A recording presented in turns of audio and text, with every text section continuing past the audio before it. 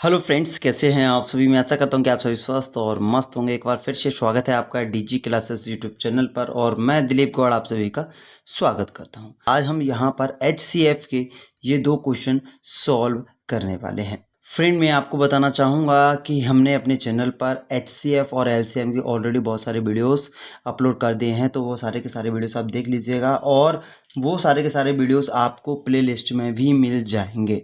और आपको बताना चाहूँगा फ्रेंड कि मैंने अनुपात और समानुपात तक का जो टॉपिक है उसके ऊपर वीडियो बना के चैनल पर अपलोड कर दिए हैं और प्लेलिस्ट भी बना दी है, तो आप वो भी वीडियो देख लीजिएगा।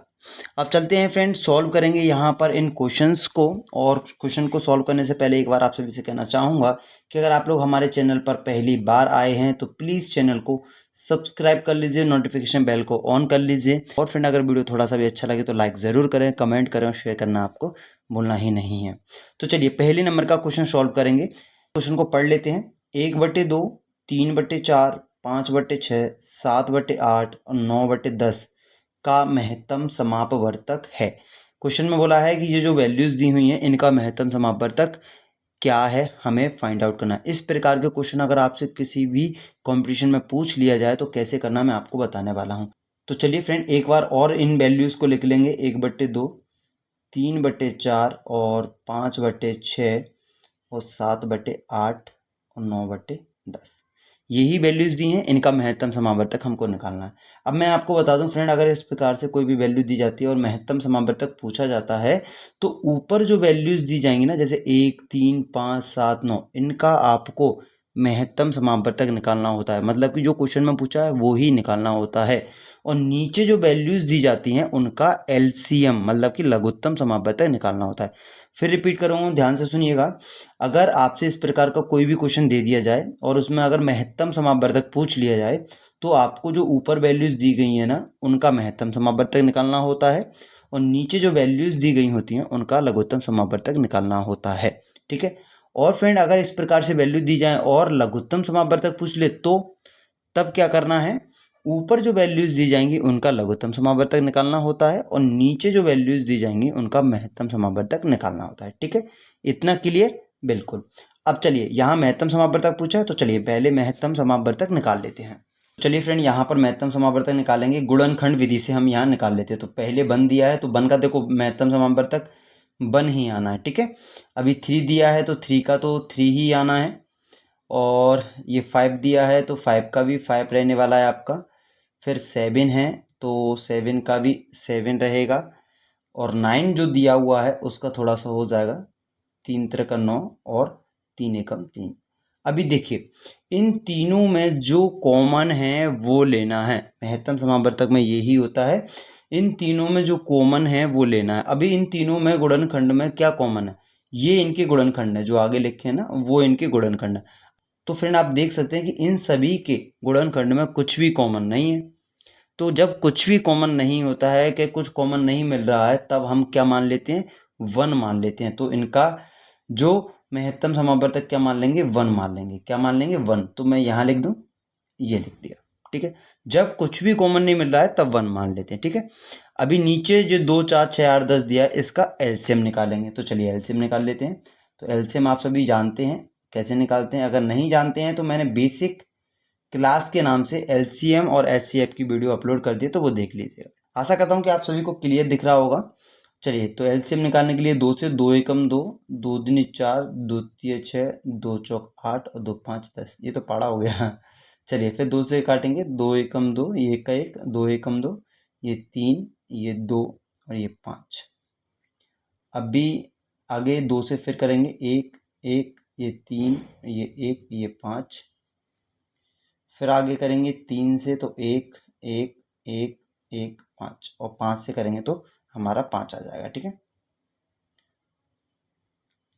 ये यहाँ पर इसके क्या आ गए, सभी के गुणनखंड आ गए। अब इन सब का आपस में क्या कर देंगे, मल्टीप्लाई कर देंगे। तो देखिए, 2 दूना 4, 4 दूनी 8, 8 तिये 24, कितना हो गया 24। और 24 का 5 में गुणा करेंगे, 24 गुणा 5 बराबर में 5 चौक 20 की 0, हाजिर की 2, 5 दूना 10 2 12, 120 आ गया। फ्रेंड, इस 120 को कहाँ लिखना है, अब इस 120 को इस एक के नीचे लिख देना है। लिख दिया इस एक के नीचे। तो फ्रेंड, क्या बन गया, 1/120 बन गया। और इस क्वेश्चन का ये ही आंसर। महत्तम समापवर्तक कभी भी पूछा जाए तो आपको ऐसे ही करना है। तो फ्रेंड मैं आशा करता हूं कि ये क्वेश्चन का सॉल्यूशन आप सभी को समझ में आ गया होगा। अब हम चलते हैं अपने सेकंड क्वेश्चन की तरफ और उसको भी सॉल्व कर लेते हैं। फ्रेंड एक बार फिर से आप सभी से कहना चाहूँगा कि अगर आप लोग चैनल पर नए हैं तो प्लीज़ चैनल को सब्सक्राइब कर लें, नोटिफिकेशन बेल को ऑन कर लें। वीडियो अच्छा लगे तो लाइक ज़रूर करें, कमेंट करें और शेयर करना आपको भूलना ही नहीं है।